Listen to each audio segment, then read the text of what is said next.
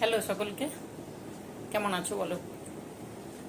আজকে দেখো আজকে কি নিয়ে এসেছি। আজকে সুজি আর অল্প চালের গুঁড়ো দিয়েছি, দিয়ে নুন দিয়েছি, একটু একটু চিনি দিয়েছি, সুন্দর করে ঘি দিয়ে, অল্প ঘি দিয়ে সুন্দর করে করে তারপরে ভেতরে আলুর পুর দিয়েছি।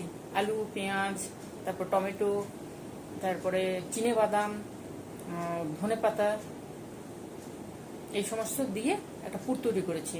তারপরে এই এই যে জিনিসটা তৈরি করেছি, এটাকে চালের গুঁড়ো দিয়ে, ঠান্ডা হয়েছে, ঠান্ডা না হলে তো মুশকিল, সুজিটাকে মাখার মুশকিল।